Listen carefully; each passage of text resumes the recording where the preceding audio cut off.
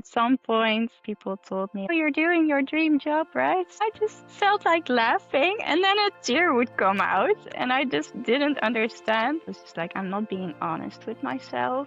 It was really more the actual meaning in life and helping people. I always felt like that part of me could not exist. It was not something people would praise me for. Walking your true life path feels more whole, and it's actually opening you up towards a lot of possibilities in life. There's nothing wrong with being in the head. That's also a lot of experiences, but I also think that you're repressing a lot of experiences when you're in your head. Coming back to the heart makes you feel safe and held, like there's more opportunities. Do you ever get messages from different elements in nature? The latest one is with the birch tree. It's a really wise tree. It could show me, like, you think the world is self-made. You have to work really hard, and you only can take whenever you put effort in there. So it showed me like all these branches with all these fruits. It said, this is all for you.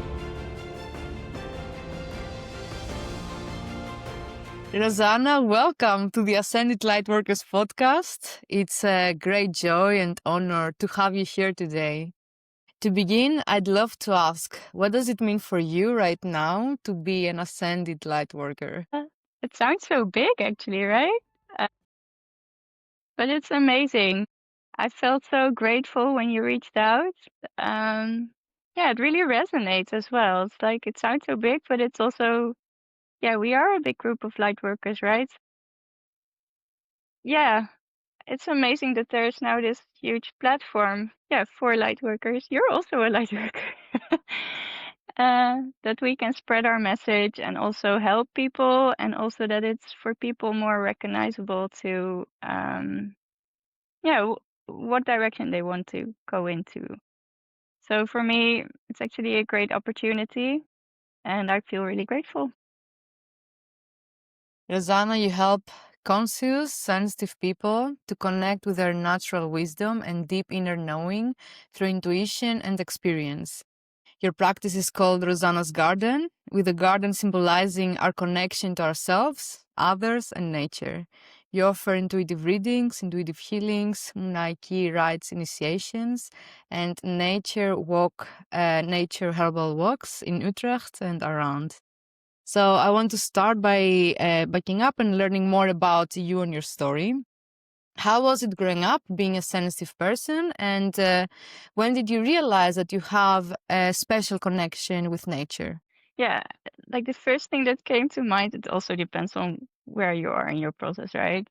How it was as a sensitive person, it actually felt pretty lonely growing up in this, well, environment that only I was really the empath. Yeah, but it was also, I think, preparing me for this path. So lonely, but also special, I guess. I had all these deep inner feelings, knowings. I had a deep inner world, and I'm not specifying imagination. It was really like a deep experience of the world around me. And yeah, growing up, I was always sensitive, and I actually think like when you grow up in an environment like that with this potential, you just have to learn how to be a sensitive person, and you actually develop this as a skill. So in that sense, like it was lonely and it's frustrating, but also I think I'm grateful for the opportunity, and I also believe that that's the reason that I grew up there, to really, yeah, it's actually a school on your own. Yeah, so I think my sensitivity was really about people interactions, like how are people feeling at the moment? What are they actually saying? What are they actually thinking? Where are they wanting me to go? So I was also like changing myself towards that. Um, and I think that took the upper hand in my development as a sensitive person. Whereas when I think about my childhood, I actually see nature all around. So that's where this connectivity started. I think it was a place for me to go. and it was not like I was on my own going on adventures in nature.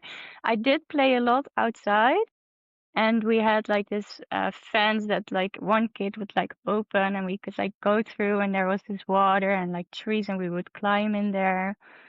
And I do remember these visits to this big lake that wasn't natural, but it was in the end a natural lake.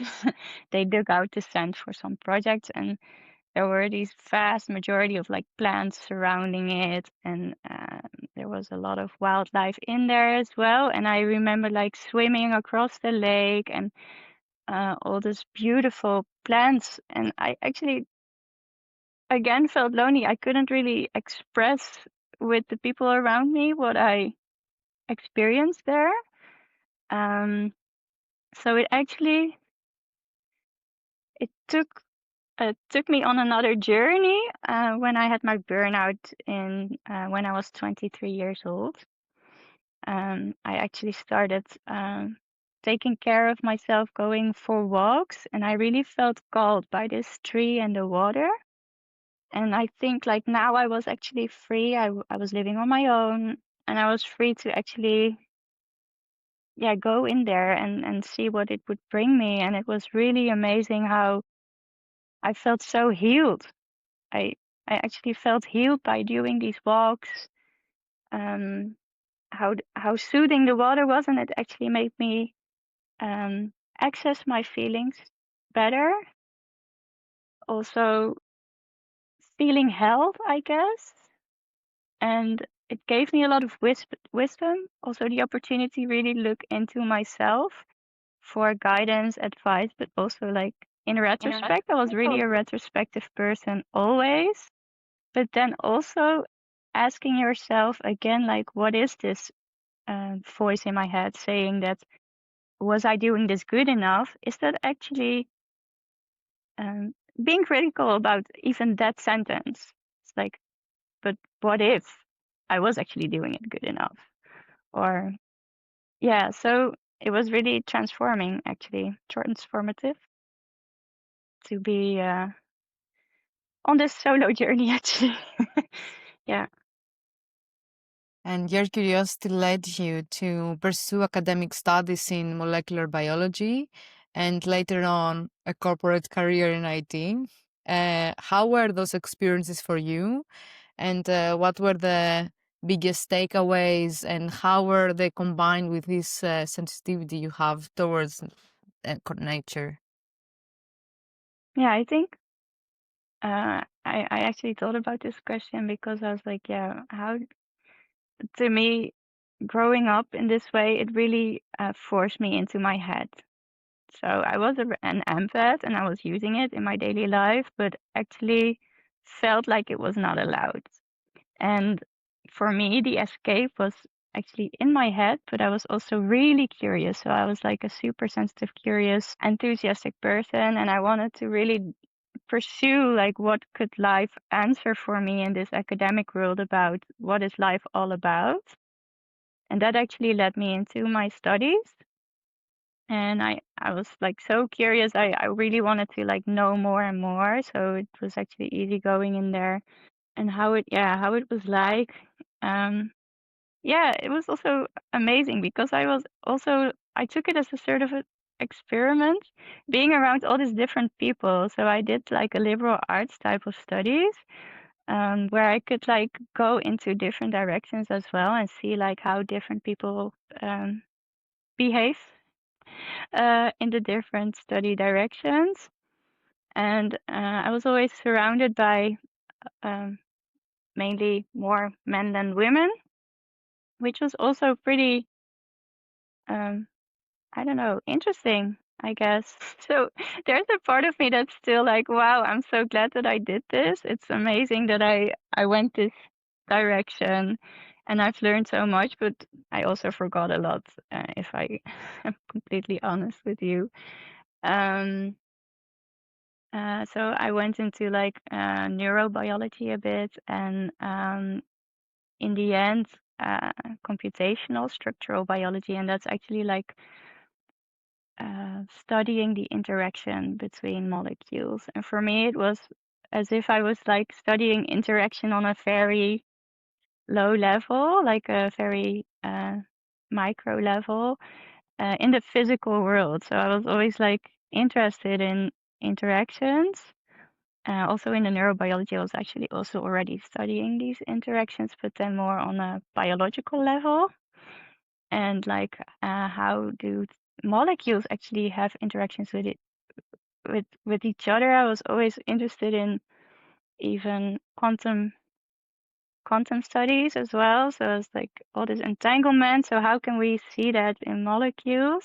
But it to me it also felt like a part was missing. So I was always like pursuing this brain side, and I saw these interactions, and then I felt like, what is the bigger meaning in this? It felt so frustrating that I never could put that big meaning in there. See, like even if I would like stretch that part, it would be like, yeah, but I'm sorry, this is academic, so we're not doing this.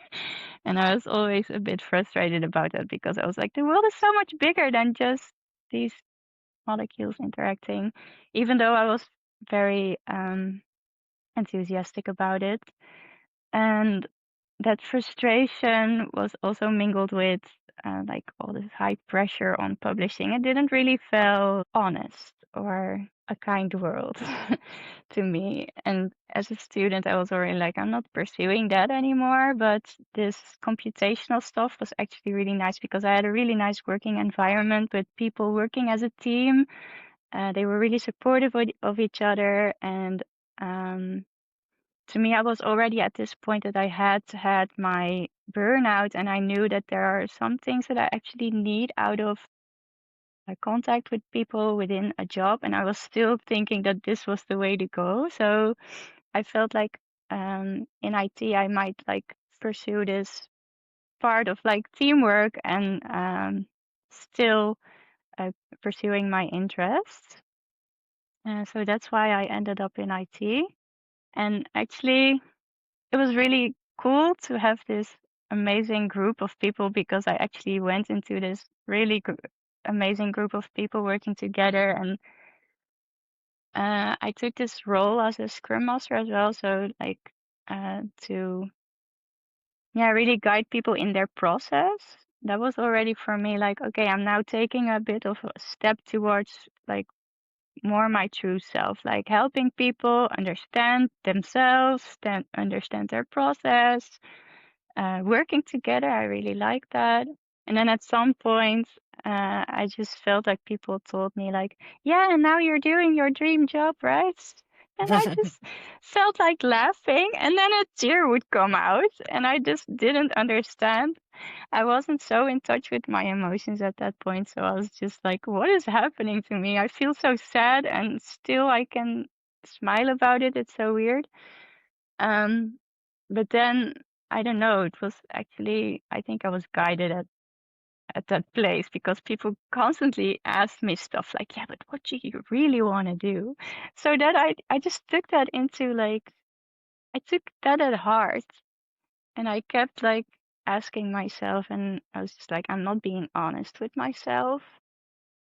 I really like pursuing interests, and I did like programming and stuff, but um, yeah, to me it was really more like the actual like meaning in life and helping people. I felt like all these talents bubbling up in me with like healing.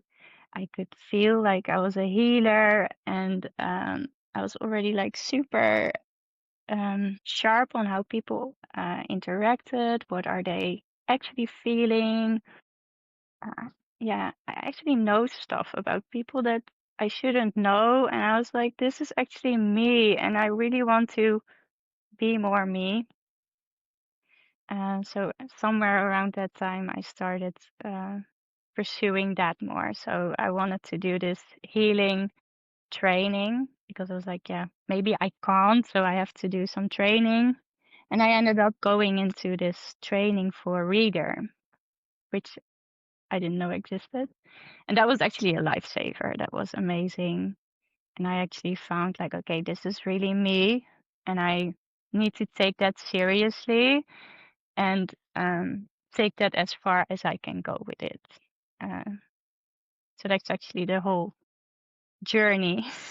There's a lot of emotions in there, but Mhm. And how was the process for you going off the beaten path and figuring out what you want to do, leaving the normal path of the corporate career and going on your own and starting your practice? yeah, for me, I think it is scary because I always felt like that part of me could not exist. It was not something people would praise me for, or um, yeah. So I think it was really scary. And I still sometimes feel like, oh, I'm so nervous to tell you about what I'm actually doing. Um, but yeah, it was also like a huge discovery for me. So when I actually told myself like, okay, I need to like pursue this, it actually started with yoga, and I'm like still pretty serious with my yoga practice, and I'm like super thankful for that. I pursued the yoga because it's actually also like this studies, but then on the empirical side, like you're actually like experiencing it. Because I felt like from my head, I'm not getting the answers. I'm more getting the answers from the inside, and the yoga would like actually provide that for me. So I did all these studies with the books. I started with the books and then did the practice myself every day. I've been practicing almost every day for 5 years, and now I have a kid, so it's a bit more difficult to do it every day. Um, and I think it's not just the yoga, it's actually the intention. And I believe in intentions more and more. It's like if you set an intention, it takes you on this huge journey. And I believe that this was actually it. It was an intention bringing me to all these things, and it like opened up so much. So it took me doing yoga and finally be brave enough, because it really felt brave to like search for this during COVID was actually.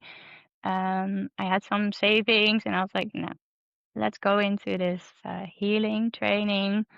It gave me the courage to do that and then like pursue whatever came after. So it was like intuition training and reading training. And I felt like coming home, and I didn't know what to do with all the insights, but I was like so enthusiastic. I was like sucking it in. And I just needed more and more. So I also like volunteered for like everything that was around it to do. And I actually kept quiet at my job at that point, but at some point, like the job didn't feel fitting anymore. I actually had to change jobs at a certain point, and I was actually done with the studies already. The training for the healing reading. I was like, well, at least I want to like hand well pursue that. So like put that out in the world, help people with that. So I started there, and I actually stuck with that. And actually, when I decided to do that, like another world opened up for me as well. So I met a lot of new people also through Instagram as well. But like I don't know even how. Like you meet all these people when you put this intention, and yeah, it brought me so much joy and I think opportunities and like a new perspective of how life can be. Mm. Um, yeah, so yeah, it was amazing, but also like still scary sometimes. Yeah. And why do you think we should listen to our inner guidance and intuition and walk our own true path instead of conforming to, what society views as the norm? Yeah, I think I feel like not advising people to do anything, because I think also that's two ways to go. And I think, yeah, some people that are listening, they also listen to other things. I believe there's a kind of a split as well in like people walking their lives, the ones that actually want to conform and and keep that way. And that's actually perfectly fine. And then there are the ones that want to walk their own true path. And I think that's actually amazing that that's there, because I believe that life is just experiencing this, what's here in the here and now moment. And both sides, they're all like full of experiences. So that's fine. But walking your true life path actually feels more whole. So you go through a series of stuff that you're like, oh, this actually hurts. But that means that you've never felt that before. It's like at the point where it actually hurt, you didn't integrate it. So if you go in there now, it will hurt. Yeah, sometimes it's like that, but that's the experience that wants to be lived. So I think it's like taking another direction for like walking your truth path is actually like becoming more whole, being more your true self means being more in harmony with yourself, I guess. And that's like all these things that I'm saying, they're like a frequency, internal feelings that you would want or not. I think like if you would take the other path, some people are actually just scared of what's inside there.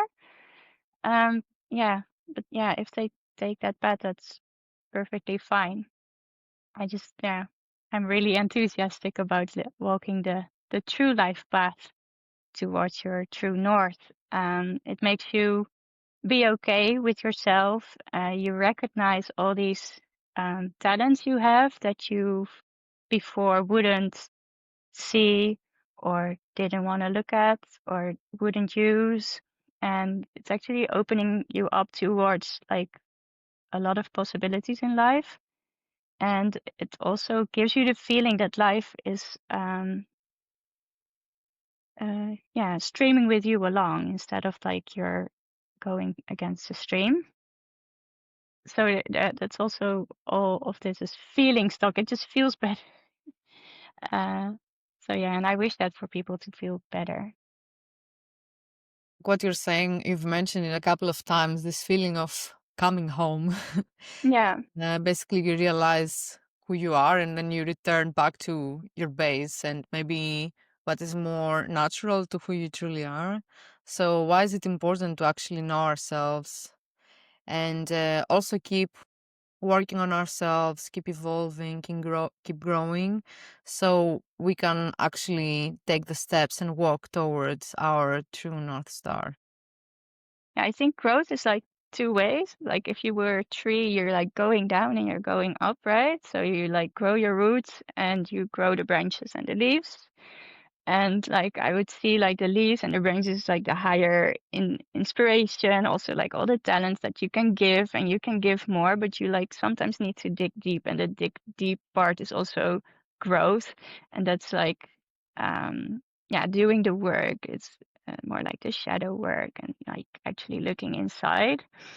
Um I think it's important that then you get to know yourself. And I actually think that it's really important if you want to be like this full branched tree, you need that as well. So if I would like explain about my work, I would do readings for people, healings, and I will, if I have done my work well, I will not put all my stuff on the other person.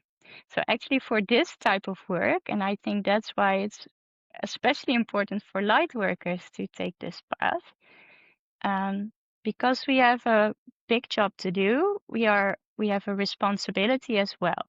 So we have a responsibility to actually be clean, stay with ourselves, and actually know ourselves in order to help the other know themselves as well.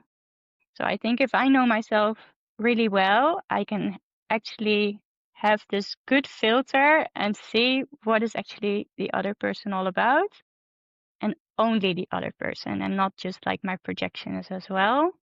And especially also with energy work, you could like feel like you're the helper and you're like constantly, that's a pattern, right? You really want to help the other person. You put all this energy from yourself onto the other person. That's actually not so clean. So you actually need to dive in there. Like, why am I feeling like I need to help this person so much? Instead of just like, I'm me, this is my talent. I will just like share that with you. And then you go on your way and I trust you that you are capable of walking your own path. So I think that's, for me, the main importance of really diving deep and walking this own path, really getting to know yourself. So you said that you do that yourself by working to nature and journaling and doing yoga. What advice would you give, or like what would you say to someone who's, maybe feeling a little bit lost now? Maybe they have their job, their life, their routine, but something feels a little bit off, that something maybe it's missing. What can they do in order to start looking for answers? I would first say celebrate that you're feeling off because that's like the first step. It's really, I think it's the most important step, listening to that. That's one. Listening to it, knowing that it's there, recognizing it and acknowledging it. Then I want to say you're good as you are in this present moment, always. And then I think if I extrapolate everything I do and what actually gives me the opportunity to actually grow is getting okay with silence and actually going into silence. And I think that's a big step for a lot of people because a lot of people are scared of silence. And that is okay. You can take silence for 1 minute. You don't have to like dive into this Vipassana retreat of 2 weeks. And I think then taking a nature walk is like the perfect way of finding silence because you can still walk, you have your eyes open, you're doing something, like the moving part of walking is already like, yeah, also putting your thoughts into move, your feelings. So you're actually already helping yourself. And then, yeah, you don't have to like be silent, but you could like have this intention of being receptive. I think if you would see silence, if it's actually helpful, you're receptive in the silence. So maybe it's like putting this intention of receptivity is maybe the biggest advice I could give. So there are like a few things, but yeah, take what you want and leave what you don't. Last month, I experienced an intuitive energy reading with you. Let's watch some small part from that session. There's, I think, two images that are happening at the same time. I see this beautiful golden like ray, I think, like in front of me. And at the same time, I see this beautiful horse coming from the left and that is going to the right. And it's actually in front of that golden ray. And that horse stands for the work you've been doing and the work you're doing as we speak. And it's actually a really beautiful image because like I think the golden ray stands for your like this energy, also like the energy you've chosen and what you want to bring. It's in the golden ray I see this beautiful woman. She's holding out a hand, both hands, and she's really inviting. And then there's this dynamic between her and the horse because the horse is also trying to not be too much in the forefront. However, I think I can say he. There's not much of a he or she to the horse, but I will name it he. He's like doing a lot of work and making sure everything is all right for this beautiful golden ray woman to do her work. I do forget a lot about readings because I'm like in this state. um, Yeah, so tell us more about it. How is the experience for you, and what happens during the session, and also what maybe people tell you afterwards that they get out of it? Yeah, that's a really good question. So for me, it is, I really love doing it because I'm actually really centered in myself. And then I'm connecting to the other person's essence energy. So it's their higher spirit or whatever you want to call. And I'm always curious. So I really like the fact that I can follow my curiosity again. So how is it for me? It's like a whole journey for me always to uncover what is being shown. And usually I get images in inner mind, inner eye images. And that's how I'm trained.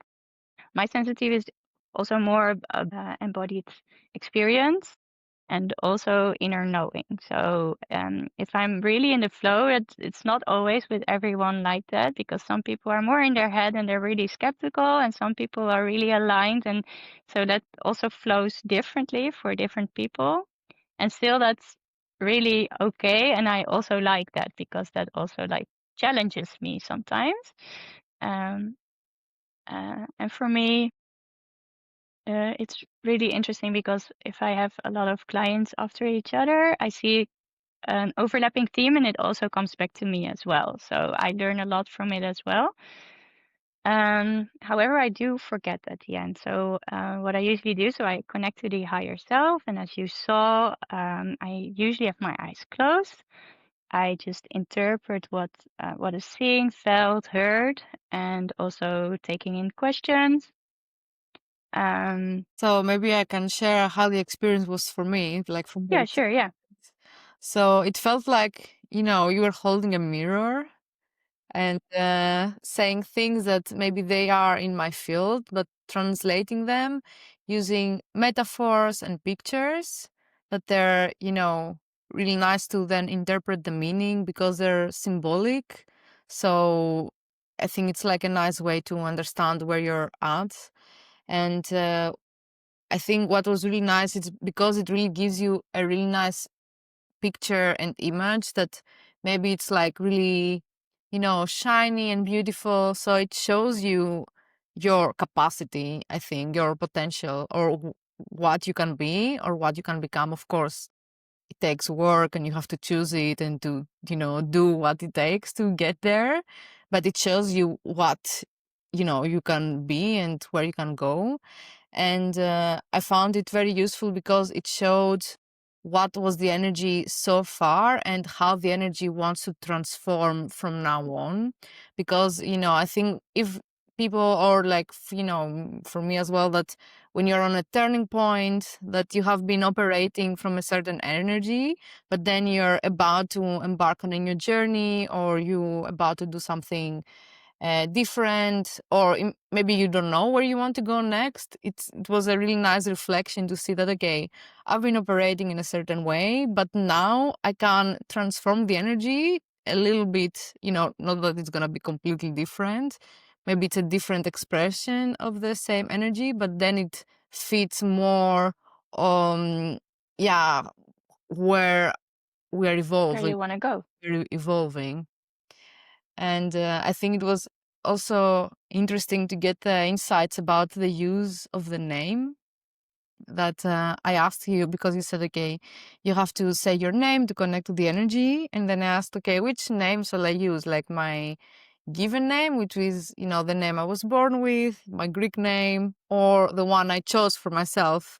And then you said, you gave the insight that, when you connect with the given name, it's more like the past, where you come from. But when you say the chosen name, it's more about where you're going to. And then that was a really nice, distinction. And for me to know, and to make the choice that, we don't, like when we are doing, healing work, or we're in this area, we don't always have to look always back. And we can, at some point, we can start looking to what we're building and the future, and basically embodying the desired future in the present moment.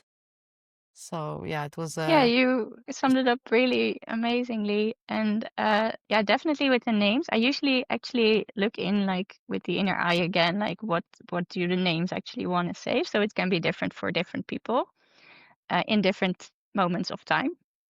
But yeah, you're right. And also you mentioned really well why you would actually go for this reading. Because you're sometimes on this turning point, and then you're like, I feel different, I just don't know what it is, and it really helps your mind to like grasp what's going on. And it's actually not so much that you have to do a lot of work because I like see this image from like your higher mind, higher self. It gives me actually your process in which you're already in, so this train is already going. yeah. So it's actually really giving back indeed with a mirror. And that's what I also meant. For me, sometimes there's like, ooh, there's a mirror for me as well. Um, but yeah, that's amazing. And it usually gives people the feeling of feeling seen because it's really about your true self. So we're actually reading the true self. Also, if you use this name, you really feel like it resonates. So it's your true self as well. Um, and that makes you feel seen because sometimes we grew up in an environment in which we were not allowed to express the true self and actually get to know that. And then it can be an extra feeling of feeling seen. Mm. So I don't think that's a reason to do it, but it's a thing that I hear a lot, that people feel seen and heard. Um, Sometimes even to the extent that people say, "Oh, you know me better than your friend," and that's not true because like a week later I have forgotten everything because I'm really in this state. It's not a trance state or something, but it's really for the other person. Also, I do a recording, I give it to the other person, and I'm not keeping it for myself. It's really for the other person. Mm.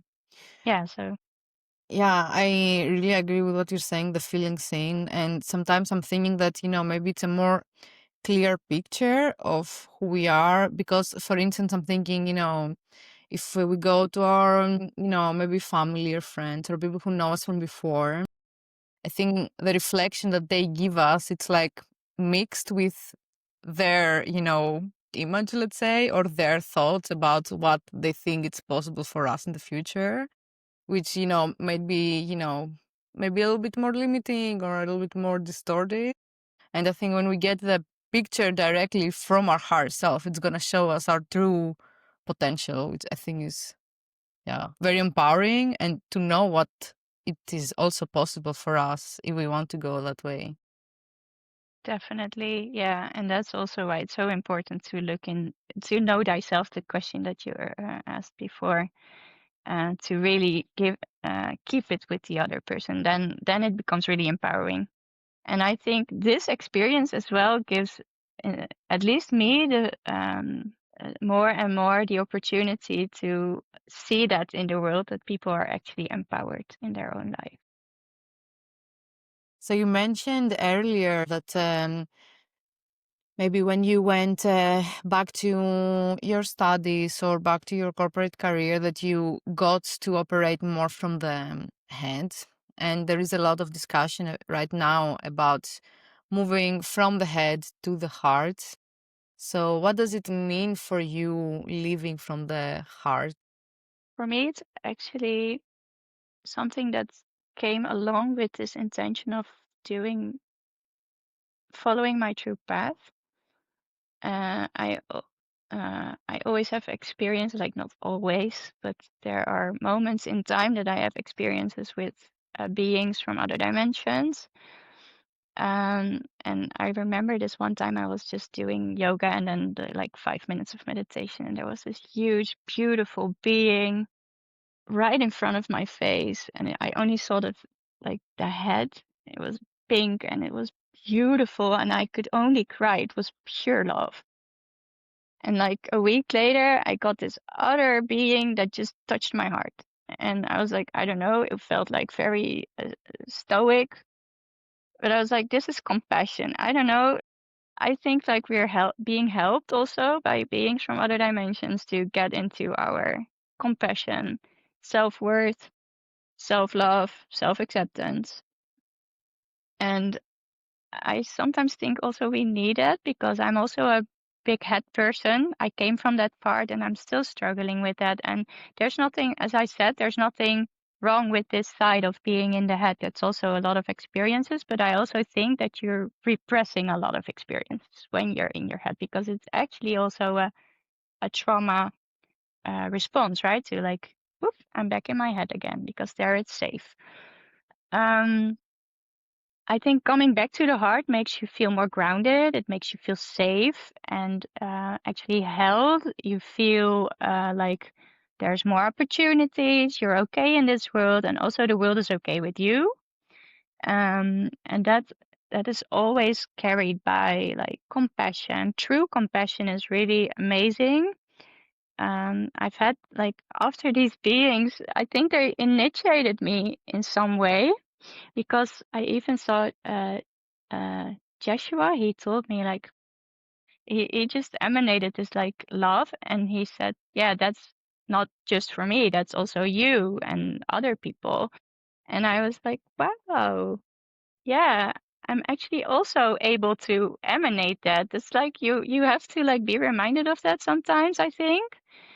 But I've had experiences in my life that I think more and more this comes to me as well. So like yesterday, I was like annoyed by something, and I would like blame in my head someone, and then you're stuck in this emotional energy, and then like the emotion it fell off, and then I felt like this whole cloak of compassion, and it just felt like in my heart everything is okay. He's okay. I'm okay. Whatever happened is okay.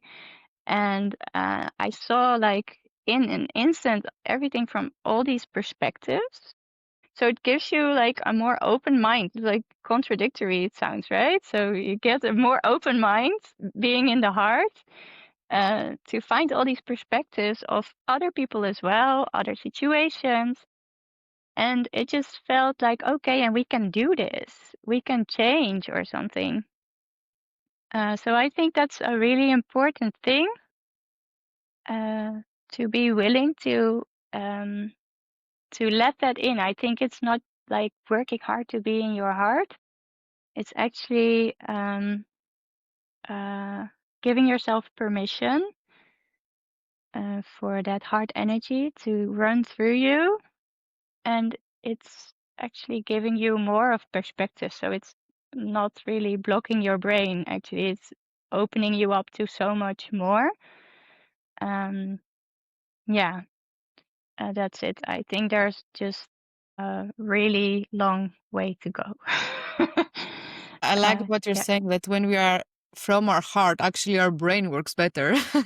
And I've also realized for myself when I was operating from my heart, then things like, work, solving complex problems, being creative, success, recognition, they even came easier. I think when we are in our mind a lot, then it puts even more blocks than being from the heart.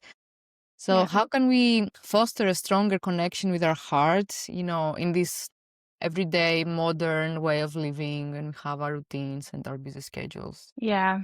I think the intention that I mentioned before goes a long way, and I think that's actually a very special thing to work with intention, but then also work with trust then with the intention. So being of intention that you want to be more in the heart, because I think the busy day can take you and sweep you off your feet. And uh, I believe that if you have this intention, trust that it will come to you in the right time, in the right moment.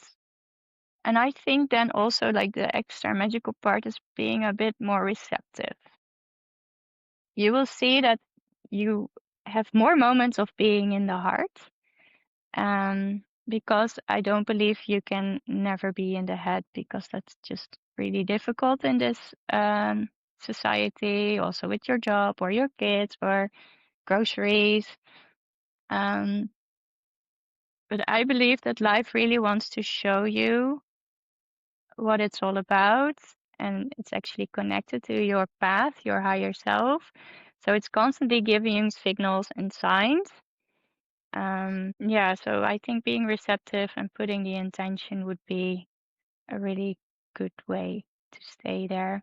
I do think that a regular practice actually helps, because I had this yoga journey and I actually used it as well to stay grounded during my work. It made so much of a difference. So I started my day, I just went up earlier, I think 5 o'clock in the morning, light a candle, do my yoga routine, even if it was like 10, 15, 20 minutes.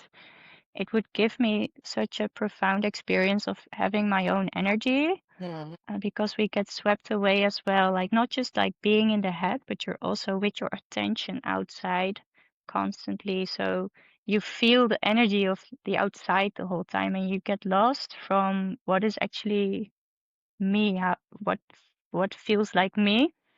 I think if you start off in the morning with that, or I don't know, whatever moment in the day fits you best, I think it can go a long way. So even though you lose yourself again, you even have this regular thing that you come back to yourself as well, and it still like gets you in this mode of being a bit more grounded, being a bit more okay with the world, being a bit more okay with yourself. And yeah, yoga is an example, meditation, but also this nature walk, right? So if you're like living next to a really nice park, you could also take a 10-minute walk, even with the dog, maybe. But yeah, I think if you can do it alone, it's even better, because otherwise you're constantly busy with the dog. Yeah, so give yourself this permission to take some time for yourself. So important what you're saying about the daily small practice. And it doesn't have to be an hour. It can be like 10, 15 minutes that you give to yourself every day to basically show up for yourself and to anchor your day and decide how you want it to go before like plugging in social media and our phones and life. And is living from the heart the same as being emotional?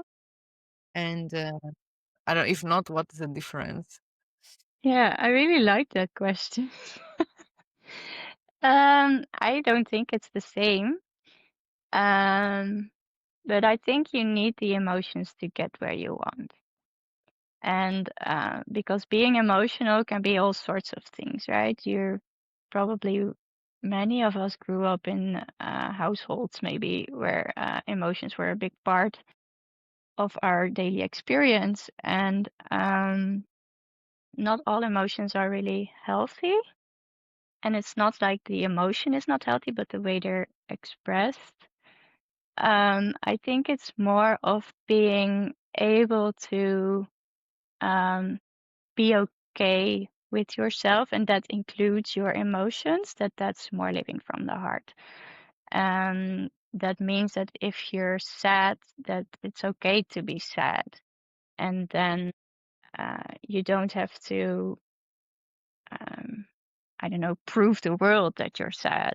It's like being this okay with yourself, that it's okay to be sad, and then you're not contagious in a way for other people. Because I think that that's this emotional contagion that can be really traumatic or annoying, or at least a bit like, I don't know what to do with this emotion from this other person. And we can like bother each other so much with emotions that we get scared of emotions. But in its purest form, they're actually just signals from the body, really helping us on our path to take the right steps. So if you're truly okay with being angry, I'm not really speaking from experience. This is still my journey. But if you're really okay with having anger, you're actually bumping into this uh,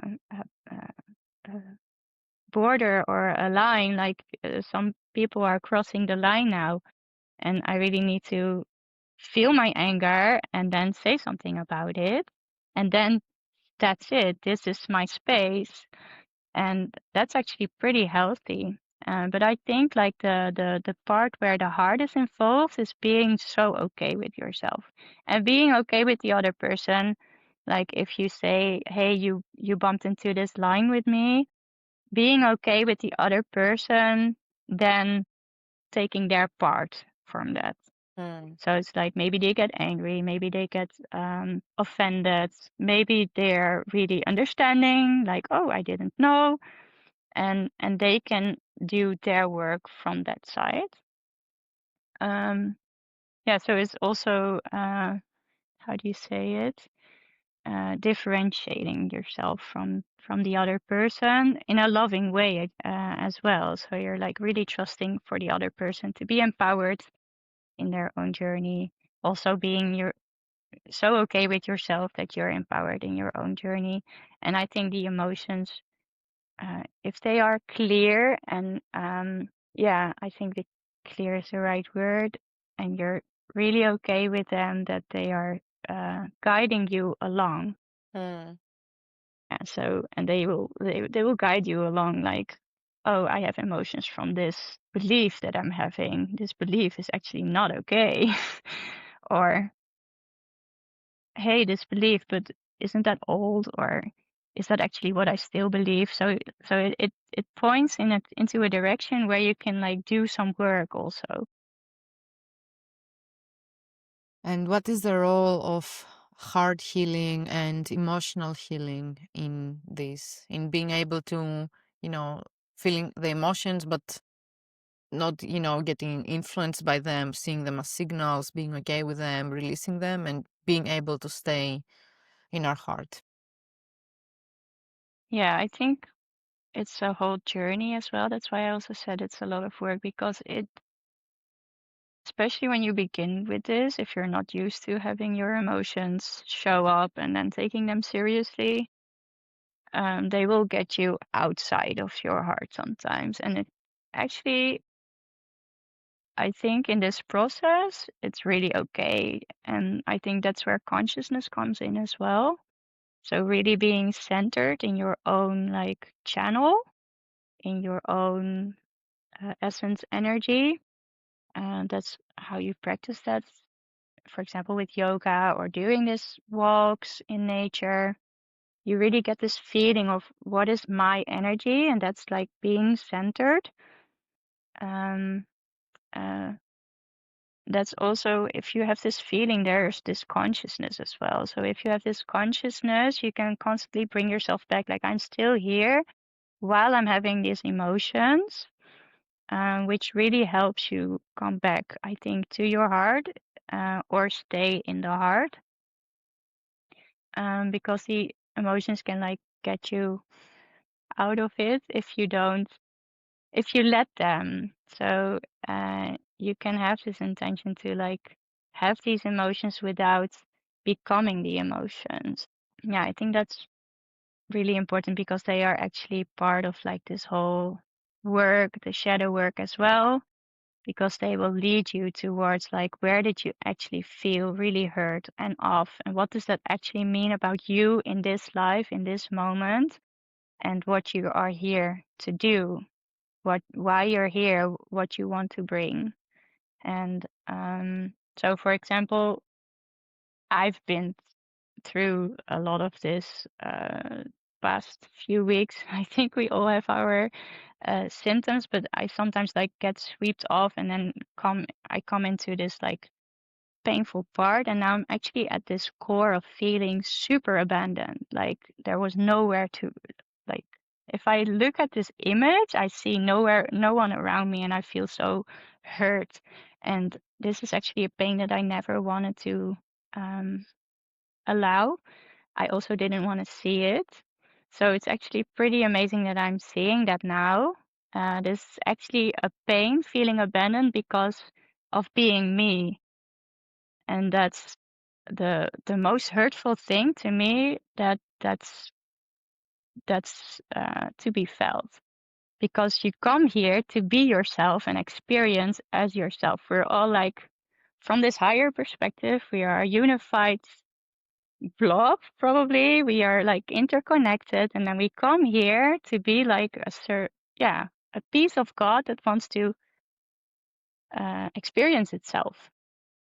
So we're in this Maya separation, but we're never really separated. But what if your illusion makes you feel truly separated? That's actually extra painful, because we just want to think we're separated, or like because we want to experience. But this is actually painful, because you get the true core idea that you're actually separated from existence, and that's a really core pain. But that also means that this is my way to go. I want to help people be more in their true self, because it's, to me, I see it's painful to not be there. Mm. So yeah, and that's where consciousness comes in, because if you want to be in this really painful place, you need to be there where you know you're still there and you're still okay. And these emotions are just emotions, and they need to be recognized. They need to be acknowledged and felt. And then at some point it just like fades away, and then it gives you this warm heart feeling. Especially when you stay there, you're like, oh, I'm still here, and it's all okay, and I can see the bigger picture now.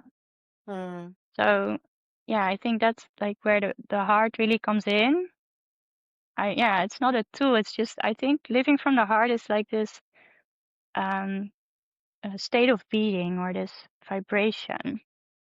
And a state of being can be all sorts of things. It can bring you feelings, it can bring you thoughts, it can bring you new opportunities, new people around, and uh, yeah. So it's just a state of being, actually, to really help yourself stay in that state of being, but also be soft and easy on yourself if it's not always working out for you.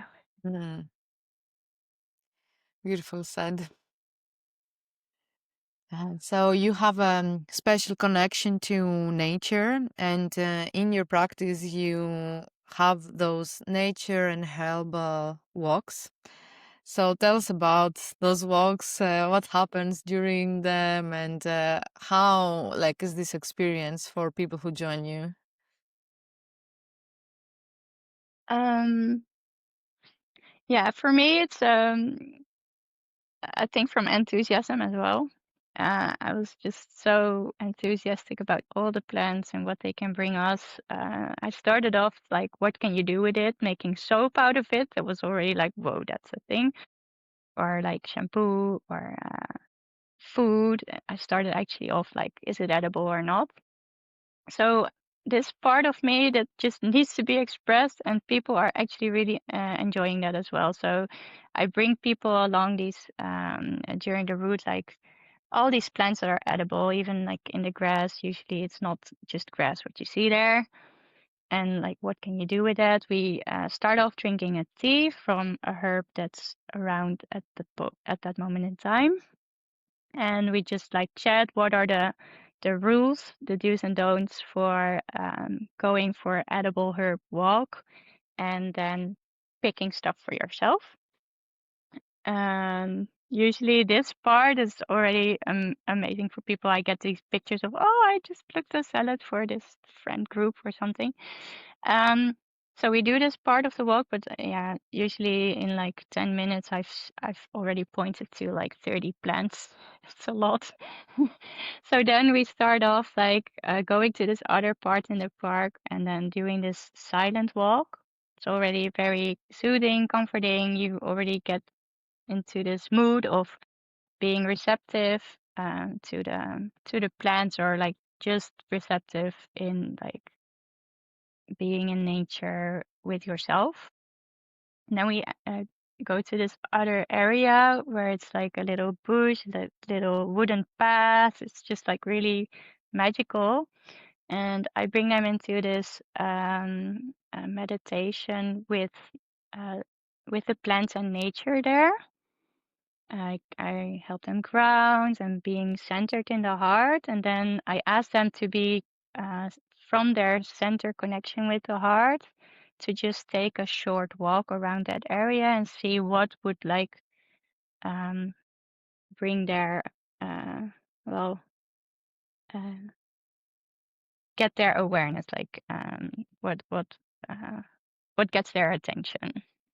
And it could be the wind, it could be some leaf or a bird. It's fine. And then what does it mean for you? And it usually doesn't really take that much time because usually the people that come with me, they are really interested in these plants. So this is something extra. And it's really amazing what they tell me afterwards. It's like, oh, I've never looked at it like this. Or they're like, oh, I've never been so quiet in nature. It actually feels really nice. Or they're like, oh, I noticed this mushroom or something. And they're like, that's so interesting because during this week, and then they just like say how it gives them some signals on their path during the week. And I'm like, yeah, that's what I experience in nature as well. It just gives you all these amazing synchronicities. And then, yeah, so that's a handful of things that they return to me afterwards. They feel inspired, and sometimes I get this message with like a picture. It's like a salad, or I don't know, or they bring another group of friends, or it's really cute. Yeah, so it feels really small, but I think like it goes a long way. And do you ever get messages from different elements in nature? Or even, get messages for the person that you are walking with? Mm, yeah, so I think it's more indeed uh, uh, personalized to myself. I will like start being more receptive when I walk with other people. I haven't done that yet. That's a nice question. But for myself, yes, indeed. If you take slow down your pace, I do that. So I slow down my pace. I walk around in nature, and then sometimes I just feel a pull. So that's my sensitivity. I just sometimes feel like extra grounded with a tree, or I just hear this sentence or like a whole song or something. And usually, for example, I was like going to an interview, and then I saw this dandelion, and it said like, "Oh, stick to yourself." And I was like, "Oh, wow, thank you." And it sounds like actually messages from your own higher self, and they come there for me in this connection. When I do this walk, a lot of times it's with trees. I have this bigger conversation, which is really inspiring to me. So I see it as messages, not just higher self, but you are in this resonance, and the tree is. We all have a vibration, and then or another plant, and you meet each other. You have like this um, resonance with each other. So this vibration just meets at some point, and I think that's where the messages come in. So it's not really like the plant is telling me or my higher self. It's just like this cooperation, because it's also really interesting that like this type of tree gives types of messages. So um, the latest one is with the birch tree, and I think it's a really wise tree. Why? I don't know, but it is. And it could show me like it's not just a word, it's like this whole feeling from the inside as well.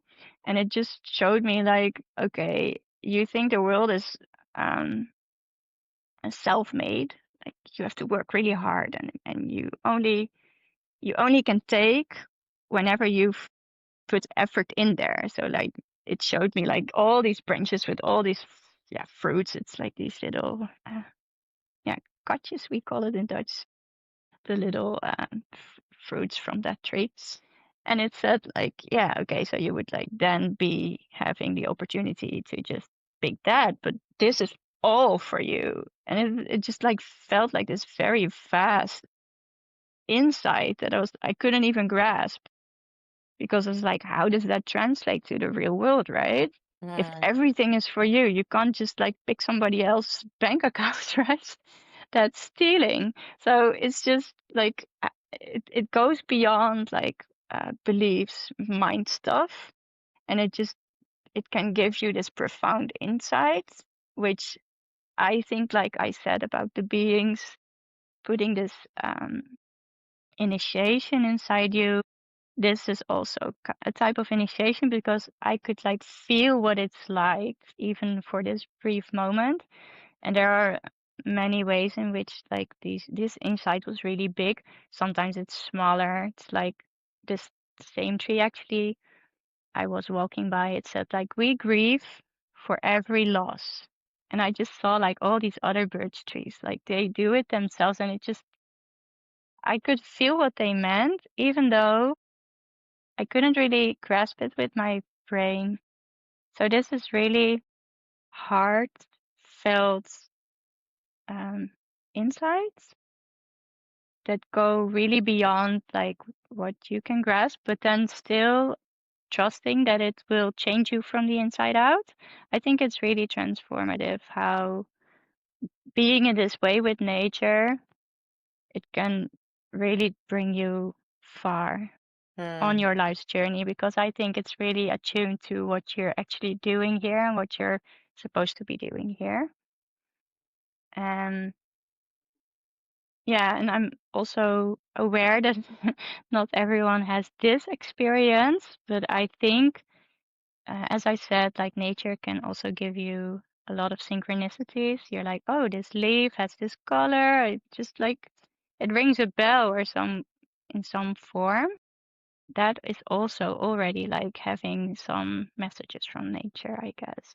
So it can be really small, or like cheer up, or you count. I also got that. It's actually going really deep. It's like a grass that said you count, and it actually hits some really deep dive sadness that's in me. And it's also a process then, like, okay, I go on this journey with this thing that I felt. So it's not like what they said, but like how it hits my system, I guess. Yeah, it's so important to stay connected to nature, and it has so many messages and it feels so natural. And I think that for me, my biggest outcome with this, because I didn't have good connection with nature growing up, let's say. So, growing up in the city, not a lot of greenery around. But like growing up, I realized that we are nature. So it's not nature and us. We are part of nature, and nature is us basically. So we're all, yeah, we're one with it. So we are so connected, and I think that's why it feels so nice and peaceful when we go back to it, because not being connected to it, it's the unnatural state. So, and I think nowadays, when things are speeding up and a lot of things are happening in the world and maybe in our lives, it's so important to have this point of contact with the natural world, with nature, to, yeah, ground ourselves and feel this connection. Yeah, and I think that it's from my perspective with this experience, it's more than just a place to ground yourself. You're actually being seen and heard. And what I feel is that so the plants, but nature itself is without opinions. So they don't have beliefs and opinions about you, which is really freeing. So if you're walking there, anything you understand. So I think they also come like from insights within.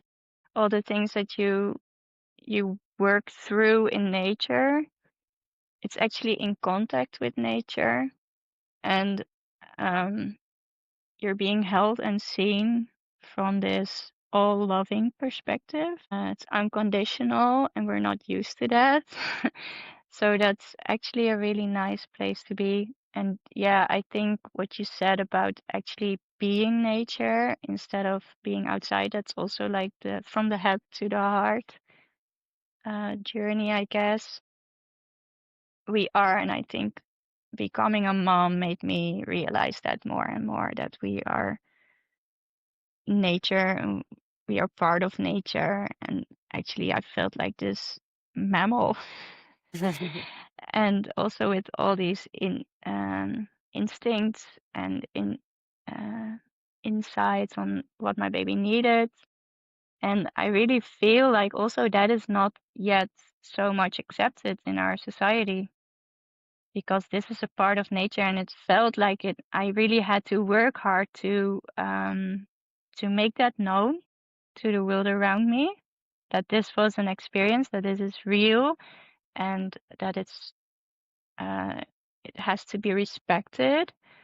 It it really felt like it came from this deep place, like I'm just like being my natural self, and I have to express like to people that this is natural or something, and that I have to defend it instead of like it's supposed to, or it's like okay that it's there. So I think maybe in more phases in our lives we will um, be shown that in a more physical way as well, that we are part of nature. And it's not just like I breastfeed my kid. It's really more than that. That we are part of nature. Hmm. So, in your practice, you offer Munai-Ki Rites initiation. Can you tell us more about this? What is Munai-Ki and what is this initiation program for? Yeah, I'm really in love with it. I've received the initiation in 2023, and I've passed it on since, not much, but a bit. When I started, I also didn't get any answers on what it is. This guy just said, I think it's something for you. So for the people that are like, I'm interested, you feel it, you feel it. And that's actually why I really like it. It's a tradition that came from the Quiros in Peru. They are shamanic, like the original shamans actually still, but they are like modern now, but they are the last surviving of their kind. And they really wanted to spread their tradition. And the Munai-Ki was then developed by an American person with them, with certain tribes from there, to be completely stripped from the real like based traditions that are theirs, like all the things that the rituals that they do there, because it's based there and it has a meaning for them. But the true purpose and the true meaning he kept. So he just developed it with them, with their accordance, and they actually wanted him to do that, to bring it to the West, where we are now. And they are a series of 9 initiations, and I believe they are actually initiating you to your true light path. And they are definitely based in shaman tradition. So it's a shamanic tradition, and it opens you up to your healing capacities, reading capacities. It sets you like they are transmissions of the energy. So it's not just like they thought of it with their mind. It's an actual energy that they transmit, that you transmit. So you attune to this energy and you transmit it to the other person, and that's how it spreads, how it um, is brought forth. And these initiations then bring you also to your connection with earth, but also like the lineages that were earth keepers, also the star keepers. So they bring you to like this connection with heaven and earth, actually, like the stars. Also your true creative, the true inner creator. We are all like God beings, being a creator in this life, and how to truly step into this actually next level human as we are going to be called, or how people are calling it now. So it's actually an ascension thing. So how they call it, it's like the human, and then you take a step of 10,000 years. But that, to me, it doesn't really mean anything. I think it's just helping you attune more to your path, and actually you get all these boosts of energy on there. It's like it's more of an attunement. And to me, the initiation brought forth, it actually felt like an upgrade or something. I could every time see more clearly, or have like an interaction with a being from another dimension, or see how things were doing a certain ceremony. I went to drink my cacao, and I was afterward, and I was like interested, like how did they do it? Like the original people drinking cacao, and I just like was joined by these guys that were doing that, and they were just really shrugging their shoulders. Like they made me do a ceremony with the wind, which was amazing. And then they drank it, and then they would just like chat on with their lives, or like chat on in their conversation. So it was a really short ceremony. I was like, oh, that's inspirational. We here take like this huge ceremony for like 2 or 3 hours, and it was so short. So yeah, it gives you like more of a taste of your own power. It's empowering also your own talents.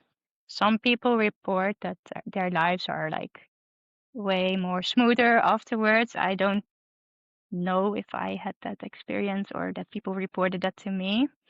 So yeah, that's what the Munai-Ki sessions are all about. You usually take like 2 initiations at a time. So there are like 9, and there's a 10th added at the end, and that's like more of the feminine energy.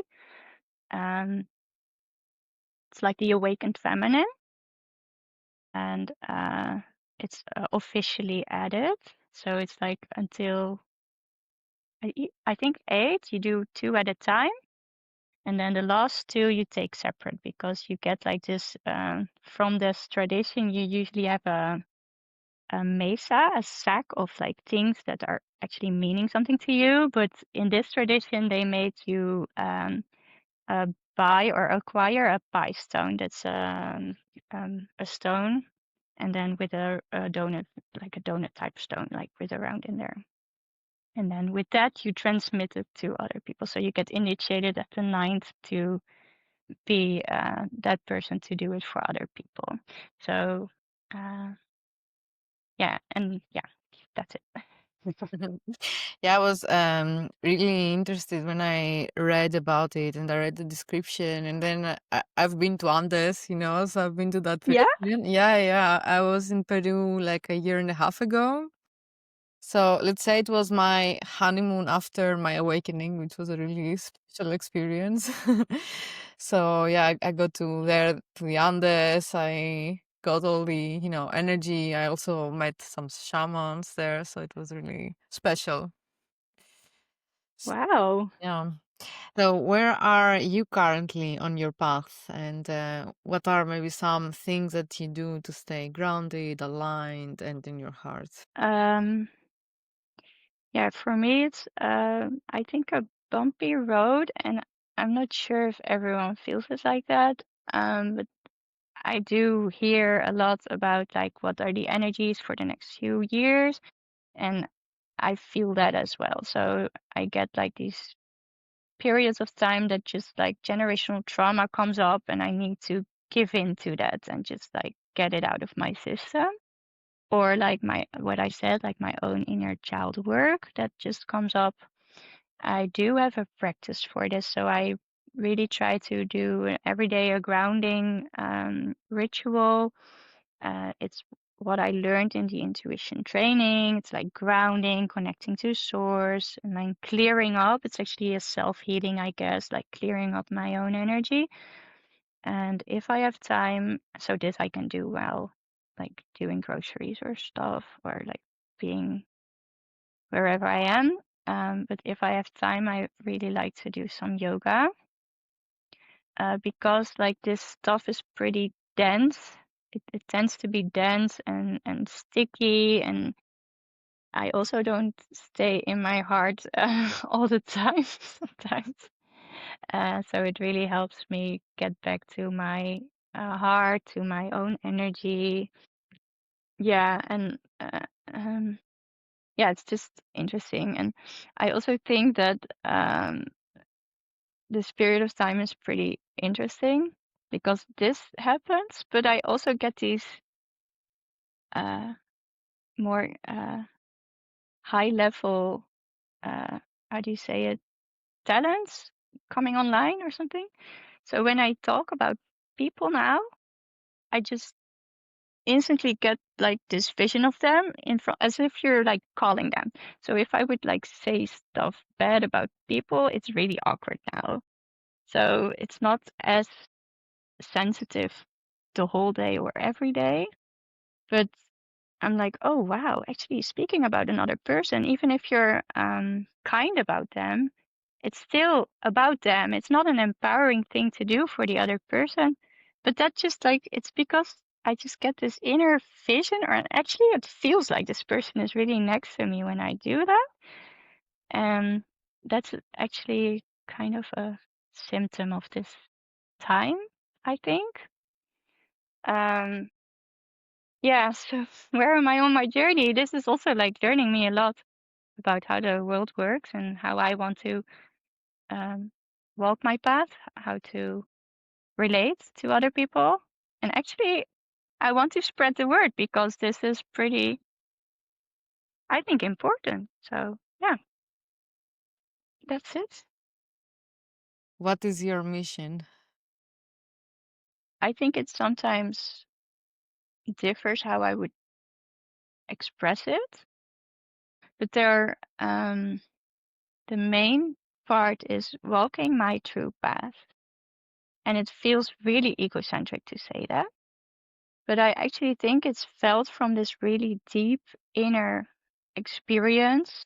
It comes with a lot of um, lessons about self love, self acceptance, and then spreading that to the world um, in a natural way without like wanting wanting it to have an effect. See, it's just like walking this path, and a part of it um, uh, distorts structures, I guess, like an effect.